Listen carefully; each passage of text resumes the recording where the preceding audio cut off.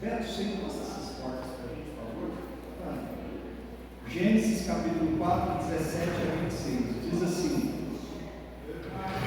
E coabitou Caim com sua mulher, ela concebeu e deu à luz a Enoque. Caim edificou uma cidade e lhe chamou Enoque, o nome de seu filho. A Enoque nasceu-lhe Irade, Irade gerou a Meujael, Meujael a Metusael, e Metusael a Lameque. Lameque tomou para si duas esposas. O nome de uma era Ada, a outra se chamava Zilá. Ada deu à luz a Jabal. Este foi o pai dos que habitam em tendas e possuem gado. O nome de seu irmão era Jubal. Este foi o pai dos que tocam harpa e flauta. Zilá, por sua vez, deu à luz a Tubal Caim, artífice de todo instrumento cortante de bronze e de ferro. E a irmã de Tubal Caim foi Naamá. E disse Lameque às suas esposas, Ada e Zilá: ouve, vós mulheres de Lameque, escutai o que passo a dizer-vos. Matei um homem porque ele feriu e um rapaz porque ele pisou. 7 vezes se tornará a vingança de Caim, de Lameque, porém, 70 vezes 7. Tornou Adão a coabitar com sua mulher, e ela deu à luz um filho, a quem pôs o nome de Sete, porque disse ela: Deus lhe concedeu outro descendente em lugar de Abel que Caim matou. A Sete nasceu-lhe também um filho, ao qual pôs o nome de Enos. Daí se começou a invocar o nome do Senhor. Queridos, talvez uma das palavras ou uma das expressões que eu tenho repetido algumas vezes aqui na nossa igreja é a expressão secularismo. Secularismo. Essa expressão ela parte da palavra século, ou seja, é uma tendência do nosso século, que vem a ser o secularismo. O secularismo é uma forma de pensamento que leva Deus em desconsideração na história da humanidade. Qual é a ideia primeira do secularismo? Ninguém precisa de Deus. O secularismo sempre existiu na história do mundo, sempre, desde que o mundo foi criado. Talvez o primeiro lance de secularismo foi aquela palavra de Satanás para Eva, quando Satanás disse: é certo que vocês serão igual a Deus, vocês não precisam obedecer a Deus, é certo que vocês não vão morrer se comer do fruto proibido. E a palavra de Deus diz que Eva então embarca na conversa da serpente, que era uma conversa secularizada. Você não precisa dar ouvidos para a voz de Deus. Presta atenção. No desenrolar da história, nós vamos perceber que o secularismo sempre esteve presente na história. O povo de Israel constantemente era um povo que, mesmo sabendo qual era a vontade de Deus para as suas vidas, eles viravam as costas para a vontade de Deus para a sua vida, e eles faziam aquilo que era contrário à vontade de Deus. Vocês se lembram na mensagem que nós pregamos aqui no domingo passado, aonde nós falamos de Números, capítulo 21, aonde o povo começou a murmurar contra Deus, começou a reclamar de Deus, e Deus mandou serpentes abrasadoras que picou o povo, lá em Números. Ou seja, o povo estava sempre brigando contra a vontade de Deus, mas o secularismo, ele veio a ganhar forma, força, e ele veio a ganhar um tipo de intelectualidade no final do século XVIII, início do século XIX, em um movimento que ficou muito conhecido no mundo como Iluminismo, ou Idade das Luzes, onde os seus principais pensadores, principalmente na França, eles começaram a entender e a perceber que havia uma tendência no mundo, e essa tendência era a tendência que não se precisa de Deus. Nós não precisamos de Deus para viver. Pelo contrário, eles passaram a considerar a ideia de Deus como um atraso de vida, como um atraso para a sociedade.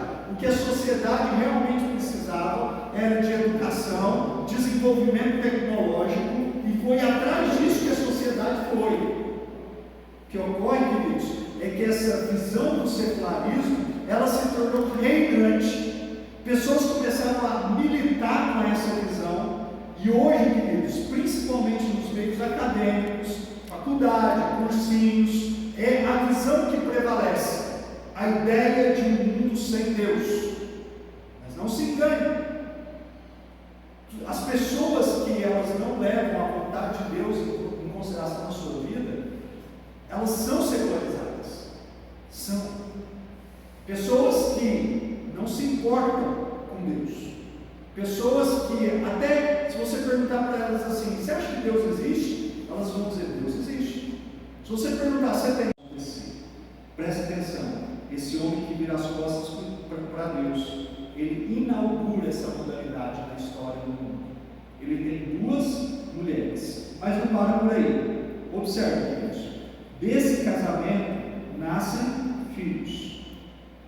Versículo 20: Ada deu à luz a Jabal. Este foi o pai dos que habitam em tendas e possuem gado. O nome do seu irmão era Jubal. Este foi o pai de todos os que tocam harpa e flauta. Zilá, por sua vez, deu à luz a Tubal-Caim, artífice de todo instrumento cortante de bronze e de ferro. E a irmã de Tubal-Caim foi Naamá. O texto não fala se ela fez alguma coisa significativa, apenas cita não. Provavelmente, queridos, tiveram outros filhos, mas esses aqui são os filhos de destaque nessa família, ok? Jabal, Jubal e Tubal-Caim. O que o Jabal fez? Foi o pai dos que habitam em tenda e possuem gado, fazendeiro. O cara percebeu que ele poderia enriquecer criando gado, ovelhas, bodes, cabritos, gado.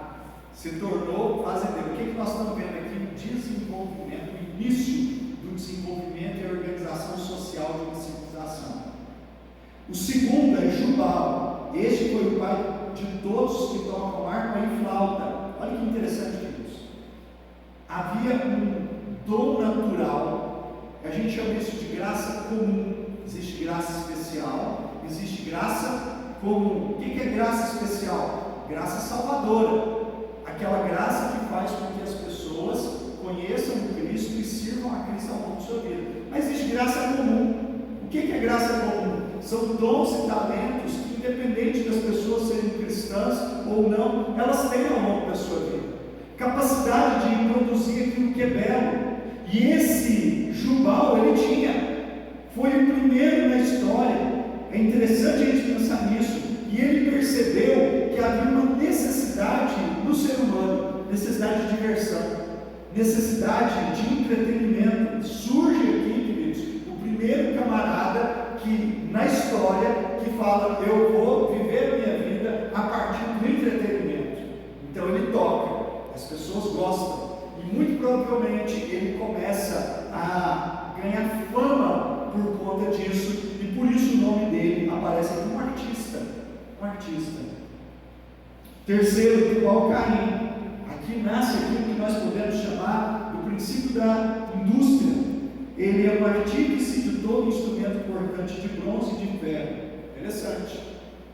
Ele produz ferramentas para facilitar a vida humana. Ele desenvolve tecnologias. Aqui está o princípio de tudo. O que eu quero que vocês levem em consideração aqui, quando a gente fala a respeito disso? É que aqui há um desenvolvimento social, porém esse desenvolvimento social, essa produção, ela não leva Deus em consideração, mas ela acontece. Queridos, o desenvolvimento, seja na área que for, que não seja para a glória de Deus, é sempre perigoso. Vamos pensar um pouquinho nos aspectos culturais. Pensa só um pouquinho nos aspectos culturais. Há um desenvolvimento cultural na nossa sociedade, mas esse desenvolvimento cultural que não leva Deus em consideração, de mentes secularizadas, tem produzido o quê? Tem produzido coisas extremamente contrárias a Deus. Assiste as produções filmes, novelas, as músicas que são produzidas. E a gente precisa estar atento pelo seguinte: o desenvolvimento cultural não é neutro. Ou glorifica a Deus, ou desonra a Deus. Ou é para a glória de Deus, ou é para desonrar o nome de Deus. Por quê, queridos? Quando uma pessoa ela produz uma novela, e essa novela está parabenizando o adultério, está parabenizando uma traição, está glorificando o homossexualismo, ou coisas desse tipo, isso não glorifica a Deus, isso é anti-Deus, isso é anti-Cristo. Músicas que são músicas hoje que Deus me livre. Eu estava ajudando minha mãe a pintar uma casa em quintal, uma casa que ela tem. Meus irmãos do céu, que coisa louca! 8 horas da manhã começava um batidão nos vizinhos. Falei, gente do céu, como é que o povo dá conta de escutar um negócio desse? Mas não tinha a menor condição, queridos. 8 horas da manhã começava-se um funk, começava os negócios lá, umas guitarrinhas. Eu falei, gente, como é que a cabeça do povo aguenta um negócio desse? E aí você percebe, queridos, aquilo que a Bíblia diz: a boca fala do que está cheio no coração, e não tem nada para encher mais o coração de uma pessoa do que música, porque aquilo fica gravado. Porque eu voltava para casa cantando aquelas porcarias, mesmo que eu não quisesse, ficava na mente aquele negócio. Eu falei, gente, mas eu vou ter que me libertar desse trem, não é possível. E o povo ouve esse trem o dia inteiro, coisas que não glorificam a Deus, letras que eu nem tenho condições de repeti-las aqui, pornográficas. As pessoas estão ouvindo e consumindo. Esses dias eu estava vendo um especialista dizendo que você conduz uma sociedade, você vê o nível de comprometimento de uma sociedade através da música que ela ouve. Eu falei, então o nosso Brasil está perdido, porque o nível de música que o povo brasileiro ouve é terrível e mostra uma degradação moral sem limites. Percebe? Produção fora da vontade de Deus, fora da vontade de Deus. Portanto, o que você tem ouvido? Que tipo de música? Que tipo de coisas você tem assistido? O que está entrando na sua mente e, de certa forma, está ficando no seu coração, que é uma cadeia. Nosso coração é uma cadeia, vai gravando coisas. Isso vai determinando o nível de vida que nós teremos ao longo do nosso viver. E por fim, queridos, a partir do versículo 23, assim: e disse Lameque às suas esposas: Ada e Zilá, ouvem, vós, mulheres de Lameque, escutai o que passo a dizer-vos. Matei um homem porque me feriu, e um rapaz porque me pisou. 7 vezes se tomará a vingança de Caim, de Lameque, porém 70 vezes 7. Olha que interessante. Nós temos aqui a cultura da violência. A família que vira as costas para Deus é a família que não se preocupa com adultério, não se preocupa com a poligamia. É uma família que tem uma produção interessante. Você vê o desenvolvimento dessa família, porém não leva Deus em consideração. Em momento algum você vê falar que é alguma coisa que é feita para a glória de Deus. E depois, queridos, nós encontramos aqui um homem violento, um homem bravo dentro de casa. Não sei na sua vida, a minha aqui está recuada. Sabe por que está recuado? Porque na língua hebraica, quando recua, é porque é uma poesia. Nesse caso aqui é uma poesia. Ele fala em forma de poesia. Qual é a primeira poesia da Bíblia? É aquela poesia que está lá no início de Gênesis, quando o homem vê a sua mulher e ele diz: essa afinal é osso dos meus ossos, carne da minha carne, se tornará varão porque do varão foi tomado. Essa poesia é chamada de a poesia do amor. Mas aqui, queridos, nós vemos a poesia do ódio, a poesia da morte. Esse homem reúne as suas mulheres e ele diz: matei um homem porque me feriu, e um rapaz porque me pisou. Sabe qual é a ideia aqui, queridos? A ideia é: alguém pisou no carro dele e por isso ele foi lá e matou aquela pessoa. Alguém falou mal dele, alguém falou mal da família dele, alguém falou mal da mãe dele. Ele foi lá e matou. Provavelmente usando instrumentos que seu próprio filho havia produzido, instrumentos cortantes, de bronze. Eu me lembro quando eu era mais novo, a gente tinha um galizezinho lá no fundo do quintal. Galizezinho atrevido. Todo mundo sabe que galizé é um bichinho bravo. E a gente ia no quintal e ele vinha lá nas pernas da gente. E às vezes ele arrancava sangue. Até um dia que meu pai falou assim: hoje é o último dia que esse galizé machucou. Foi lá, pegou o bichinho, cortou o pescoço, jogou na panela e a gente bebeu o galizé. Mas ele só feriu a perna, morreu. É isso que o Lameque fez. Lameque falou: você me feriu, vai morrer. Você pisou no meu pé, vai morrer. E ele é um homem que celebra a sua violência. Ele tem prazer nisso. Por isso, queridos, ele fala em tom de arrogância: 7 vezes se tornará a arrogância de Caim. De Lameque, porém, 70 vezes 7. Ele debocha. Ele é alguém que debocha. Percebe? Caim foi alguém que exerceu violência. E agora nós estamos vendo a sua descendência exercendo violência. Interessante você pensar nisso.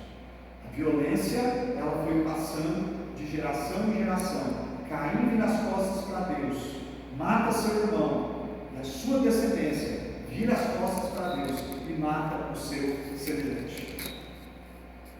Não é isso que nós temos visto acontecer? Feminicídios aumentando cada dia mais, violência familiar aumentando cada dia mais. Queridos, nós não temos noção do que as pessoas estão sofrendo dentro das suas casas. Homens e mulheres que estão sofrendo, pessoas que tiram a vida por nada nos nossos dias, por nada. Isso tem produzido grandes sofrimentos na nossa sociedade. Sem contar, queridos, a forma agressiva e violenta aos quais muitas vezes nós mesmos assumimos dentro das nossas casas. Bravos demais, violentos, agressões verbais, muitas vezes na casa de muita gente, agressão física. Isso está se estendendo, geração após geração. Nós temos visto e experimentado uma geração cada vez mais violenta, cada vez mais violenta. Aí, queridos, a gente olha para tudo isso e a gente pergunta: qual a solução de um negócio desse? Qual a solução? A partir do versículo 25 diz assim: tomou Adão a coabitar com a sua mulher e ela deu à luz um filho, a quem pôs o nome de Sete, porque disse ela: Deus me concedeu outro descendente no lugar de Abel, que Caim matou. A Sete nasceu também um filho, ao qual pôs o nome de Enos. Daí se começou a invocar o nome do Senhor. Presta atenção. Até aqui, uma sociedade inteira com as costas viradas para Deus. Estou nem aí para Deus. A vontade de Deus não me importa. Eu vou viver a vida do meu jeito, eu vou seguir o meu coração que é a minha mente mandar. Mas houve um momento da história que Deus derramou graça no coração desse camarada aqui chamado Enos. Deus se revelou para esse Enos. Deus se mostrou para ele e diz: daí se começou a invocar o nome do Senhor. Qual é a solução para os nossos lares, para as nossas casas?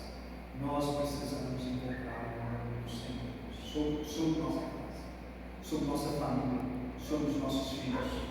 Os nossos filhos, os nossos descendentes precisam reconhecer que há um Deus verdadeiro que governa sobre as nossas vidas.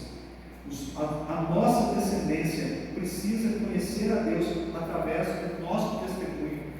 E nós precisamos invocar o nome do Senhor. Invoque o nome do Senhor sobre a sua casa, sobre a sua família. Clame a Ele para que Ele tenha misericórdia dos seus filhos, do seu marido, da sua esposa. Clame, queridos.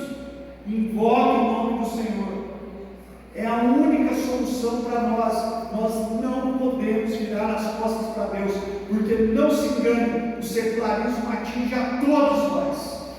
E às vezes até mesmo nós que proclamamos que cremos em Deus, muitas vezes vivemos como se Deus não fosse real nas nossas vidas.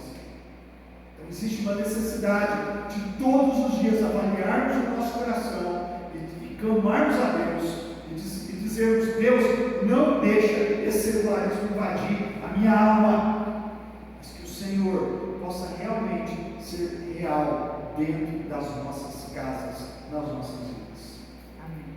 É a única forma, queridos, da gente se livrar dessas tragédias que o secularismo traz para dentro da nossa casa. É buscar o nome do nosso Deus, é invocar o nome do Senhor. Salmo 127. Se o Senhor não edificar a casa, em vão trabalham os que a edificam. Se o Senhor não guardar a cidade, em vão vigiar sentinelas. Salmo de Salomão. O que Salomão está dizendo aqui? Os projetos humanos, a parte de Deus, são projetos frustrados. São frustrados. Não adianta querer edificar o nosso lar com a força do nosso braço, se Deus não estiver presente no barco da história da nossa família. Eu quero orar por nossas famílias, porque aqui é uma família, uma família que vira as costas para Deus e vive essas tragédias. Eu não sei como está a sua casa, eu sei como está a minha, e todos nós precisamos olhar para o Senhor e clamar pela misericórdia do Senhor sobre nossos lares. Amém? Mais uma vez, vamos orar ao Senhor. Pai, eu clamo ao Senhor Deus que esse secularismo que tem reinado na nossa sociedade não venha alcançar os nossos lares. Que nós, nossas esposas, nossos filhos venham conhecer o Senhor como o único Salvador de suas vidas e venham servir ao Senhor de fato e de verdade. Ó Pai, tenha misericórdia de nós. Tenha misericórdia das nossas vidas. Assim como nós batizamos a pequena Esther e consagramos a vida dela nas tuas mãos e clamamos ao Senhor que o Senhor segure bem firme na sua mão e caminhe com ela ao longo de toda a sua existência. Essa precisa ser a oração, Deus, para os nossos lares. Que o Senhor intervenha, que o Senhor haja dentro das nossas casas, produzindo salvação, tirando o coração de pedra, colocando o coração novo, regenerado, para que a nossa descendência, a nossa família te conheça como único e suficiente Salvador. Que nós possamos orar como Josué: eu e minha casa serviremos ao Senhor. Que os nossos lares sejam lares consagrados ao Senhor e que possamos viver os valores do teu reino dentro da nossa casa. Deus tem misericórdia, para que as consequências do secularismo são tão trágicas para a nossa sociedade, não invadam as nossas casas. Nós entregamos nossos lares, nossa família e a nossa sociedade nas mãos do Senhor e clamamos pela misericórdia do Senhor sobre nós. Que oração te fazemos em nome de Jesus. Amém. Amém. Amém.